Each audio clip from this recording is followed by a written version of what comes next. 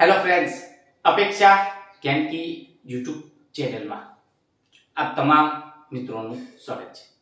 મિત્રો, સૈનિક શાળા અને નવોદય બંનેની મિત્રો આપણે યુટ્યુબના માધ્યમથી ઓનલાઈન મળતા રહીએ છીએ અને શીખીએ છીએ. હાલ જો વાત કરીએ તો સૈનિક શાળાના રિલેટેડ એક રીઝનિંગ જે એના 25 પ્રશ્નો પૂછાય છે અને 50 ગુણ માટે હોય છે, તો એ રીઝનિંગના અલગ અલગ ટોપિક આપણે કવર કરવા જઈ રહ્યા છે. આની પહેલાના વિડીયોમાં મિત્રો સંબંધની વાત કરી, અલગ અલગ ગણિતિક ચિહ્નો બદલાવી અને એની પણ આપણે ચર્ચા કરી લીધી છે. ઓકે, અલગ કયું હશે એ પણ આપણે ચર્ચા કરી, બરાબર.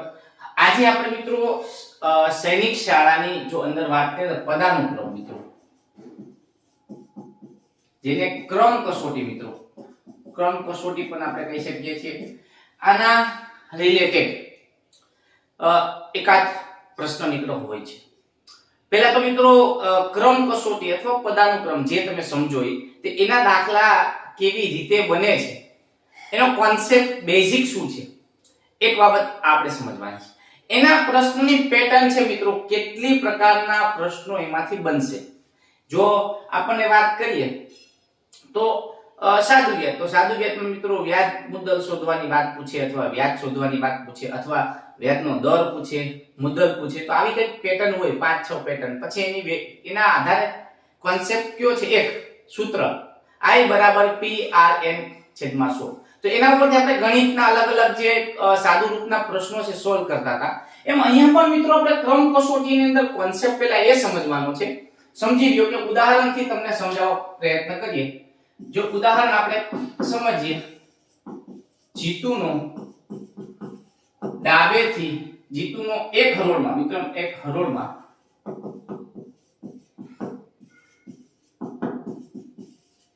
ડાબેથી 8મો ક્રમ અને જમણેથી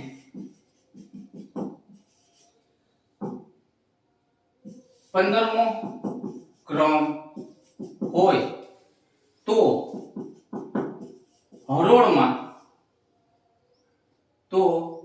હરોળમાં કુલ સંખ્યા કેટલી. હવે મિત્રો કોન્સેપ્ટ ની અંદર એ પૂછે, જીતુ છે એનો ડાબેથી 8મો જમણેથી 15મો ક્રમ હોય તો એ હરોળમાં કુલ સંખ્યા કેટલી. સમજીને મિત્રો આ એક લાઈન છે, સમજવા માટે તમને આ એક લાઈન આપણે દોરી. ઓકે, એની અંદર મિત્રો જો જીતુનો આ ડાબી બાજુ મિત્રો સમજીએ અને આ જમણી બાજુ આપણી સમજી લો કે આ ડાબી અને જમણી બે બાજુ છે. ઓકે, એની અંદર મિત્રો આ જીતુની જો આપણે વાત કરવી છે, આ જીતુ મિત્રો સમજી લઈએ કે આ જીતુ છે. પહેલા તો મિત્રો તમને કોન્સેપ્ટ ને સમજાવવા બેઝિક સમજાવીશ ને પછી હું ચેલેન્જ આપું છું કે તમે રકમ વાંચો અને જવાબ આપો. રકમને વાંચવાની બાળકો અને તમારે જવાબ ઓપ્શનમાંથી શોધી લેવાનો, કઈ જ છે નહીં. પણ પહેલા કોન્સેપ્ટને આપણે સમજીએ. જો મિત્રો જીતુની વાત કરીએ ડાબેથી, તો મિત્રો અહીંથી આપણે જીતુ ગયા તો અહીંયા કઈક 8મા નંબરે મિત્રો સમજી લ્યો કે અહીંયા જીતુ છે એનો ક્રમ 8મો છે.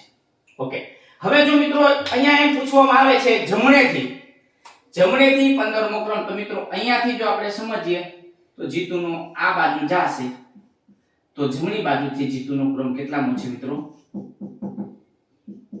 15મો ક્રમ છે. તો અહીંયા મિત્રો જીતુ 15મા ક્રમે છે. હવે પૂછ્યું છે શું, અહીંયાથી અહીંયા સુધીની કુલ હરોળની અંદર કુલ સંખ્યા કેટલી. તો પહેલા તો મિત્રો કોન્સેપ્ટને જો આ રીતે સમજીએ, જીતુની મિત્રો ડાબી બાજુ હજુ કેટલા, અહીંયાથી અહીંયા સુધીના જીતુની ડાબી બાજુએ જો 8મો હોય એનો મતલબ કે અહીંયાથી અહીંયા સુધી 7 હશે. જીતુની ડાબી બાજુ મિત્રો તમે સમજી શકો છો કે 7 હશે. ઓકે, અને જીતુની મિત્રો જમણી બાજુ કેટલા કીધા, 15મો ક્રમ છે એટલે 15 હશે, અહીં 15, તો એ સિવાય કેટલા હશે, અહીંયા 14 હશે. એક વાત કે તો જમણી બાજુ જીતુની 14 હશે.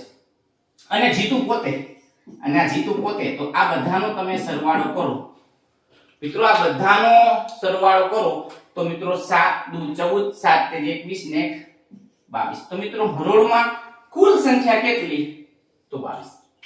આટલું જ સરવાળાથી જ તમારો દાખલો ક્લિયર થશે. કઈ છે નહીં. જો મિત્રો સૂત્ર આપણે બનાવવું હોય, મિત્રો સૂત્ર બનાવવું હોય તો પણ મિત્રો આનું સૂત્ર એ રીતે બને. મિત્રો યાદ રાખજો, કુલ સંખ્યા, હું બોલું છું કુલ સંખ્યાનું જો આપણે સૂત્ર બનાવવું હોય તો એક સૂત્ર પણ તમે લખી લેજો. ડાબેથી ક્રમ વત્તા જમણેથી, જો મિત્રો આપણે એનો સરવાળો ડાબેથી ક્રમ વત્તા જમણેથી ક્રમ ઓછા 1, એનો મતલબ એમ થાય કે ડાબેથી ક્રમ કેટલામો છે 8મો, તો 8 લખવાના. જમણેથી મિત્રો 15 તો 15 લખો. તો આ બંનેનો સરવાળો થાય મિત્રો કેટલા થશે? 8 15 16 17 18 19 20 21 22 23, એટલે મિત્રો 23 થયા. અને નિયમમાં મિત્રો સૂત્રમાં લખ્યું છે -1. જો મિત્રો અહીં તમે જોઈ શકો છો, ડાબેથી ક્રમ વત્તા જમણેથી ક્રમ -1 કરો એટલે અહીંયા મિત્રો 22. જો મિત્રો સૂત્રથી પણ 22 આવે છે અને અહીંયાથી પણ 22. તમને જે રીતે દાખલો સમજાય, હું બોલું છું જે રીતે તમને દાખલો સમજાય, સૂત્રથી કરવું હોય, તમને એમ પૂછે રાહુલનો ઉપરથી, હવે મિત્રો ડાબે અહીં એક હરોળમાં ડાબેથી થી જમણેથી, અથવા પરીક્ષાની અંદર મિત્રો એમ પૂછે છે કે ઉપરથી 5મો ક્રમ, નીચેથી 8મો ક્રમ, તો કુલ સંખ્યા કેટલી? તો મિત્રો આ બેનો પહેલા તો સરવાળો કરવાનો. ઉપરથી એટલે મિત્રો જીતું છે અહીંયા બે વખત આવે છે. જો ડાબેથી હરોળમાં ડાબેથી કીધું છે તો મિત્રો અહીંયા થી હોય.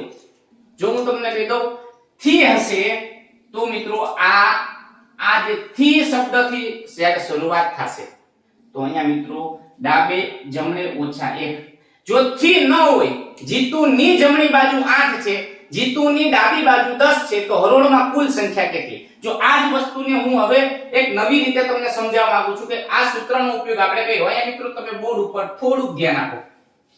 ચાલો મિત્રો, પદાનુક્રમની જે કસોટી આધારિત કંઈક પ્રશ્નો બને છે, ઉપર નીચે કુલ, મિત્રો બે ભાગમાં આપણે વિડિયો બનાવશું. એક ભાગની અંદર મિત્રો અત્યારે આપણે સિમ્પલ સમજીએ છીએ, પછી મિત્રો આના વિશિષ્ટ ને એડવાન્સ દાખલા કેવા હશે. ઓકે, અહીંયા જોઈ શકીએ છીએ મિત્રો રાજુનો ઉપરથી ક્રમ 12મો, તો મિત્રો ઉપરથી ક્રમ 12મો છે, નીચેથી 11મો. મિત્રો નીચેથી એટલે મિત્રો રાજુ બે જગ્યાએ હશે. મિત્રો આ રીતે આપણે જો લાઈનની વાત કરીએ તો ઊભી લાઈનમાં મિત્રો અહીંયા ઉપરથી કીધું છે, તો અહીંયા આપણે રાજુભાઈ ઉપરથી જો કીધા હોય 12મો છે, જો નીચેથી ગણીએ તો 11મો ક્રમ. ઓકે, તો લાઈનમાં કુલ હરોળમાં કુલ સંખ્યા કેટલી? તો મિત્રો આપણે સિમ્પલ તમને સમજાવ્યું છે કે આ બંનેનો સરવાળો કરવાનો.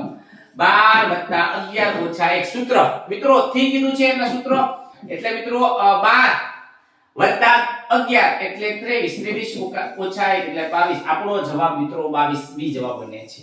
સિમ્પલ મિત્રો આ બેનો સરવાળો જ કરો અને જવાબ મળી ગયો, આપની સામે છે. રાધા ડાબી બાજુથી 10મા ક્રમે, મિત્રો ડાબી બાજુથી 10મા ક્રમે થી શબ્દ છે. હા, ડાબી બાજુથી 10મા ક્રમે, જમણી બાજુથી 15મા ક્રમે. ઓકે, આ બંનેનો સરવાળો કરો 25, 25 માંથી મિત્રો 1 બાદ કરો એટલે 24. હરોળમાં કુલ સંખ્યા કેટલી? કુલ સંખ્યા કેટલી લાઈનમાં પૂછી, કુલ સંખ્યા તો આપણો જવાબ બને 1. સિમ્પલ છે મિત્રો. તમે હવે જો આવા દાખલા પૂછાય આવડે કે ના આવડે? હા કે ના? મિત્રો સિમ્પલ છે. પ્રતિમનો બંને બાજુથી 17મો ક્રમ.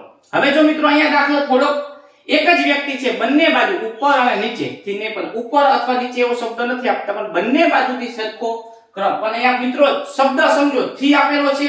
હા, તો 17 + 17 સૂત્ર મિત્રો ડાબી બાજુથી ક્રમ વત્તા જમણી બાજુથી બેનો સરવાળો -1. 17 દુ 34. મિત્રો 34 માંથી 1 બાદ કરો એટલે 33. હરોળમાં કુલ સંખ્યા કેટલી હશે? 33 આપણો જવાબ બને છે. તો આવા જ સિમ્પલ દાખલા મિત્રો તમને હોમવર્કમાં આપું છું. રાજુને બદલે લખો પરાગનો ઉપરથી 13મો ને નીચેથી 18મો ક્રમ હોય તો હરોળમાં મિત્રો કુલ સંખ્યા કેટલી? રાધાને બદલે લખો રૂપાનો જમણી બાજુથી 17મો ક્રમ અને ડાબી બાજુથી પણ એનો છે 19મો ક્રમ, તો હરોળમાં કુલ સંખ્યા કેટલી? અહીંયા લખી નાખો અથર્વનો બંને બાજુથી મિત્રો 21મો ક્રમ હોય તો હરોળમાં કુલ સંખ્યા કેટલી? એક જ પેટર્નના મિત્રો હું તમને 3 દાખલા હોમવર્કમાં આપું છું. ફરી પાછા મિત્રો જો આપણે મળીએ વિડિયોમાં ત્યારે આ 3 દાખલા કોમેન્ટમાં તમારી પાસે આશા રાખું છું કે જવાબ આપજો, જેથી કરીને આ કોન્સેપ્ટ તમને સમજાણો. જો ન સમજાય તો મને કોમેન્ટ આપો કે સર હજુ મને આ સમજાણું નથી, તો આના પછીના વિડીયોમાં હજુ પણ હું થોડુંક તમને વધારે ડીપમાં સમજાવવા પ્રયત્ન કરીશ. એક હજુ વિડીયો આવશે પદાનુક્રમનો, જેનો આખો ટોપિક આપણે પૂરો કરશું અને નેક્સ્ટ પછી આપણે રીઝનિંગના ટોપિકને આગળ વધારશું. જે પણ બાળકો મિત્રો નવા હોય તો ખાસ કરીને અમારી જો સૈનિક શાળાની તૈયારી કરતા હોય તો આ બુક્સ મિત્રો એક 300 રૂપિયાની છે, મેળવી લેજો. બધું જ 800 થી પણ વધારે વિડીયો મિત્રો ફ્રી હશે અંદર, અને ખાસ કરીને સૈનિક શાળા માટે ઓલ ઇન વન મિત્રો બેસ્ટ બુક છે, નવોદય અને સૈનિક શાળા માટે. ઓકે, બસ અહીંયા સુધી રાખીએ છીએ. ફરી પછી મળશું. જય હિન્દ, જય ભારત.